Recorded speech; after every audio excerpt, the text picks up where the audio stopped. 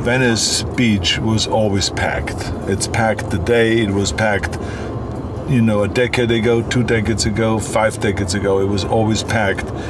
People just love to come here, tourists love to come here, people from inland come to the ocean and they go to the beach, they go and work out here, they play basketball, handball and all the different things, go roller skating, jump rope, do their fitness exercises, go swimming.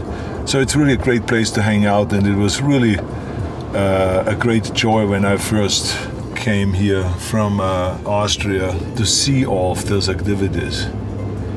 The place where we worked out, which was called Gold's Gym, was a place that was kind of the mecca of bodybuilding. There was Vince's gym in the valley, and there was Gold's Gym over here. And I'm gonna stop right here. This was the place. There was a big door right here, and we used to hang out right here. This is where we got our fresh air all the time. Then we walked in again, did some squats. It was actually a very small space with a lot of equipment around it and everything, thousands and thousands of pounds of equipment and everything. But everything was packed in there with the natural skylight, and people from all over the world would come together here and would work out. It was kind of the place to go, and it had champions from around the world, from the European champions, South American champions, Asian champions, Australian champions. I mean, literally from all over the world, they came here and trained here. And so it was really the greatest workout atmosphere that you can find. And then we went from there, just a few blocks down here, and we turned right at this traffic light. And this was all kind of short distances. And then there was the kind of a Muscle Beach. Even though it was called Venice Beach, but we called it Muscle Beach. And they had a wonderful weightlifting platform out there. And the advantage there again was that when you worked out on that weightlifting platform, you could get your tan. But it was not the kind of a tan that sucked. But it was the kind of a tan that you really could use in competition. What I mean by that is sometimes when people lie in the sun, then they look like they got tanned in the front and tan in the back, but they're not tanned all around, underneath the arms and everywhere. And so when you worked out outside, you then could literally get a tan everywhere. And you then sweat, and you also had kind of, please, thank you, no problem. Hey, how are you doing, darling? All my fans from 40 years ago. So anyway, so we would come down here, and then the police usually always comes right by here. They love it. Just look at that, she's so friendly. She now says to herself, wait a minute, is he really driving? Where is the drive? Is it forbidden to drive? I said, yes, I am. How are you doing? You smile, of course, a lot. You always smile when you talk to officers and stuff like that. I did that then already. I smiled a lot always at the officers. And then here is the wonderful, you see, the wonderful place where we work out. Now we go out, you can look at that. See, maybe hi to the officers, they may be interested in talking a little bit and schmoozing.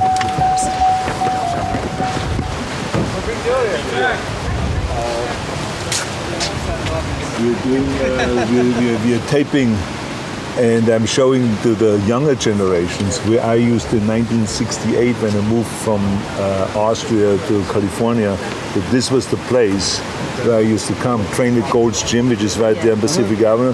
Then we walked over here to get a tan and to train out here. So I'm educating them on how it worked in the old days. You gotta put in the work. So, exactly. Okay. Yeah. So thank you very much for letting me drive up here. Okay. Yeah. Oh, okay. Exactly. Have a good day. Okay. Good to see you.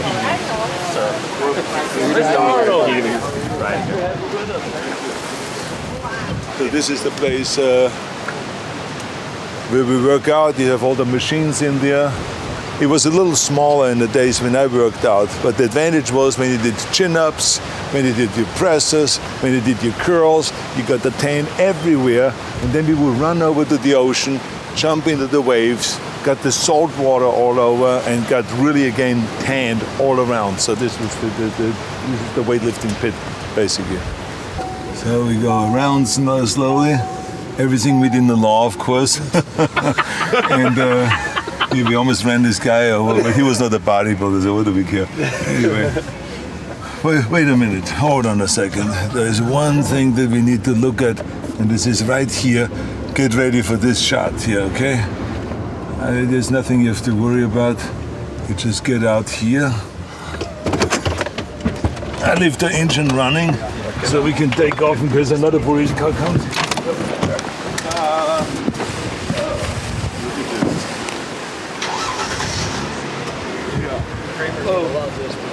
So which one is a good shot here? You have it? Yeah. I got the double bicep. Now you see, you have a good frame? Let me know when you have a good frame. Yeah, now you see the advantage is when you come down here to Muscle Beach and the Venice Beach platform and you train for that many decades like I have and pumped up the body and got tanned and win the championships, then they eventually build a building to have you on the building, a picture of my winning pose, and that's right here. Pow! How about that, huh? Anyway.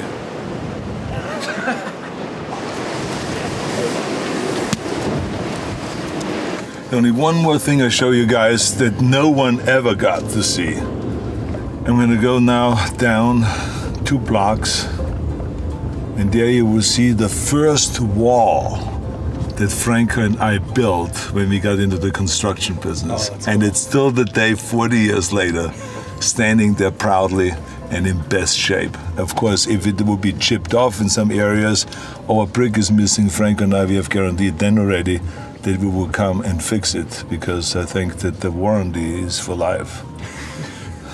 And I told Franco he should be ready at any time that we get a phone call and have to fix a few walls, put some glass down it or something like that. This wall here was the first wall that Franco and I built. It was back in 1971, and we were commissioned by this gentleman here that owned Gold's Gym then. His name was Bud Denditz, and he said, how much would it cost to build a wall around my house? And I just made up the number and I said $5,000. And Franco said, no, it doesn't cost $5,000. I think we can do it for $2,000. I said, Franco, relax, it's $5,000. And then we got the material, the bricks and everything, the cement. We tore down the old wall, and then we built this one. And we had a few of the bodybuilders help us, and it's still standing here today. It will stand here forever because Frank and I, we built it well with some steel rods in there and everything like that. And it goes all around the thing. So we are very proud of the workmanship that we did. But every so often, Franco had the tendency of putting broken glass on top of and cemented in on top of the wall, because that's what they did in Sardinia. And it's of course totally against the law in America, especially in California, because when someone wants to jump over, they will cut their hands. But that's the idea why the Sardinians did it. But here, of course, it's against the law. So we had to take it down by some of the walls that we did that. And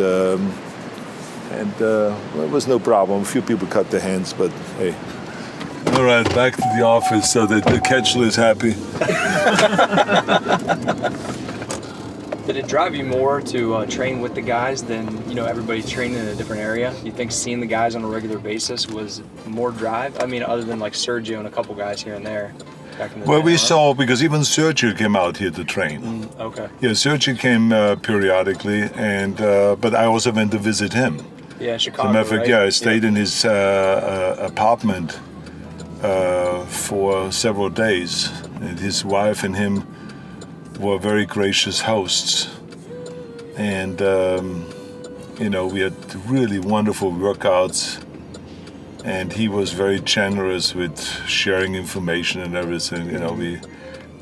We posed together, we trained together, talked about eating and food supplements and psychology and all this stuff. It was really great. Franco many times didn't like to train as much as I did because his body didn't need it. He, as a matter of fact, he got sometimes burned out by overtraining. Whereas for me, overtraining, it was the thing that actually made me more cut and gave me this extra definition without having to diet too severely. And Franco kind of would leave 3/4 through the workout. And sometimes in the evening he would not come. So I said to myself, well, I got to go, since I really have only 8-9 weeks left to go and train for the Olympia in 1975.